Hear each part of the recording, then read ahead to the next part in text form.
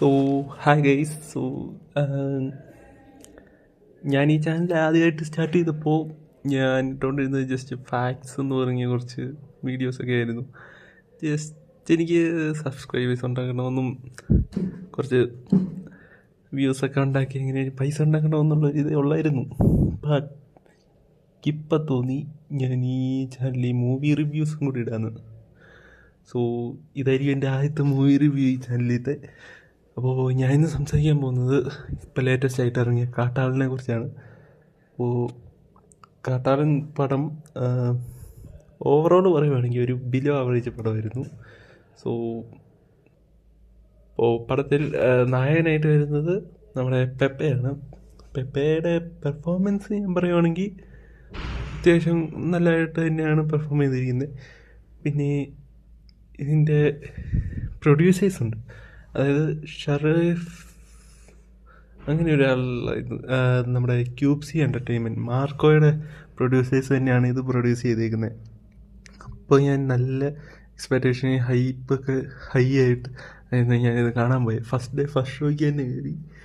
So വലിയ പ്രതീക്ഷ ഉണ്ടായിരുന്നു, പക്ഷേ കംപ്ലീറ്റ്ലി ഡിസപ്പോയിൻറ്റഡ് ആയിരുന്നു. ഇപ്പോൾ മാർക്കോ വെച്ച് നോക്കിക്കഴിഞ്ഞാലും എനിക്ക് ആക്ച്വലി മാർക്കോ എനിക്ക് അങ്ങോട്ട് അത്രയ്ക്ക് സെറ്റായില്ല. ബട്ട് എനിക്ക് മാർക്കോയിലൊരു പ്രശ്നം കണ്ടത് അതിൻ്റെ സ്റ്റോറി ആയിരുന്നു. ഒരു വീക്ക് സ്റ്റോറി ആയിരുന്നു. ബട്ട് കൊറിയോഗ്രാഫി, എവറിത്തിങ്, സിനിമാറ്റോഗ്രാഫി ആണ് ഏത് മേഖലയെടുത്താലും നല്ല രീതിക്ക് തന്നെയാണ് ചെയ്തിരിക്കുന്നത്. ബട്ട് ഇതിലോട്ട് വന്നപ്പോൾ സ്റ്റോറി എപ്പോഴത്തെ പോലെ തന്നെ വലിയ രസമൊന്നുമില്ല. Normal cliché സ്റ്റോറിയും. പക്ഷേ ഈ പടം എന്ന് പറയുന്നത് ഒരു ആക്ഷൻ ഫിലിമാണ്.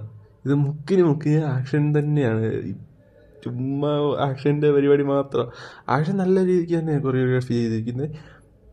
ആൻഡ് ചില സമയം മാത്രം സെയിം ആക്ഷൻ തന്നെ അതുപോലെ തന്നെ തോന്നി. ആക്ഷൻ സീക്വൻസസ് ചിലതൊക്കെ സെയിം ആയിട്ട് തന്നെയാണ് തോന്നിയത്. എന്നാലും കുഴപ്പമില്ല, ആക്ഷൻസ് വളരെ നന്നായിട്ട് തന്നെ ചെയ്തിരിക്കുന്നത്. പിന്നെ മ്യൂസിക് BGM 10/10.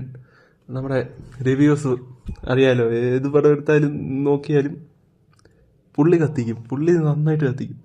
അപ്പോൾ അത് കേൾക്കാൻ രസമുണ്ടായിരുന്നു. പക്ഷേ സീനൊന്നൊന്ന് ഇപ്പോൾ പെപ്പനെ എലവേറ്റ് ചെയ്യുന്ന സീനാണെങ്കിലും അങ്ങോട്ട് മ്യൂസിക് മാത്രം ഇങ്ങനെ നല്ല കത്തിക്കലായിരുന്നു. ബട്ട് പെപ്പെ ആയതുകൊണ്ട് അത്രയ്ക്കൊരു ഹൈ കിട്ടുന്നില്ലായിരുന്നു. പിന്നെ ചെറിയൊരു സ്പോയിലർ പറയാനുള്ളത് എന്താണെന്ന് വെച്ചാൽ ഇതിൻ്റെ പോസ്റ്റ് ക്രെഡിറ്റ് സീനായിരുന്നു. അയ്യോ, ഞാൻ ചിരിച്ച്.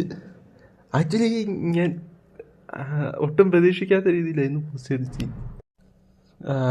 ഇത് സ്പോയിലറാണ്. സോ പോസ്റ്റ് ക്രെഡിറ്റ് സീന് വരുന്നത് ആരെന്താ വെച്ചാൽ നമ്മുടെ ലോകേഷ് കനകരാജ്.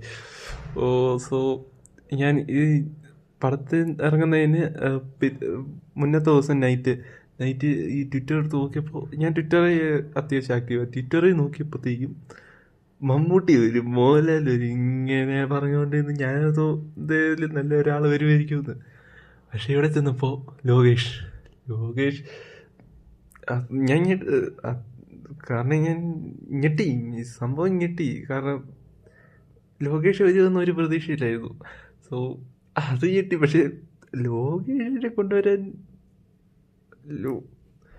പുള്ളിക്കാരനാണെങ്കിൽ ആ LCU ചെയ്യാൻ പോയിട്ട് ഒരു പിടുത്തമില്ല എന്നാ ചെയ്യാൻ ആ പരിപാടിന്ന്. പുള്ളി സ്വന്തമായിട്ട് ഇപ്പോൾ DC എന്ന് പറഞ്ഞൊരു പടം ഇനി എപ്പോഴാണ് LCUവിലോട്ട് തിരിച്ചു വരുന്നതെന്ന് ഒരു പിടിയില്ല. ഇത് കണ്ടപ്പോൾ അയ്യോ ചിരിച്ച് ഞാൻ. പിന്നെ ഇതിന് 2 പോസ്റ്റേഴ്സ് സീനായിരുന്നു ഉണ്ടായിരുന്നത്. ലാസ്റ്റ് നമ്മുടെ ലോഡ് മാർക്കോ അനൗൺസ് ചെയ്തിട്ടാണ് പോയിരിക്കുന്നത്. ഒരാൾ നിൽക്കുന്ന പോലെ പുറകിൽ നിന്നുള്ളൊരു ഫോട്ടോ ഒക്കെ കാണിക്കുന്നുണ്ട്. ബട്ട് ആളാരാന്ന് റിവീൽ ചെയ്തിട്ടില്ല. എനിക്ക് തോന്നുന്നു മമ്മൂട്ടിയാകാനാണ് ചാൻസ്. കാരണം നേരത്തെ ഇവർ ക്യൂബ്സി എൻ്റർടൈൻമെൻറ്റ്സ് മമ്മൂട്ടിയായിട്ട് കൊളാബ് ചെയ്തിട്ട് ഒരെണ്ണം ക്യാൻസലായി പോയിരുന്നു. ബട്ട് ഇൻ്റർവ്യൂവിൽ നമ്മുടെ ക്യൂബ്സിയുടെ ആ ഓണർ പറഞ്ഞത് എന്നായാലും മമ്മൂട്ടിയായിട്ട് ഒരെണ്ണം നടത്തുമെന്നാണ്. പിന്നെ ലോഡ് മാർക്കുമായിട്ട് മമ്മൂട്ടിക്ക് ചേരുമെന്ന് എനിക്ക് തോന്നുന്നു. പിന്നെ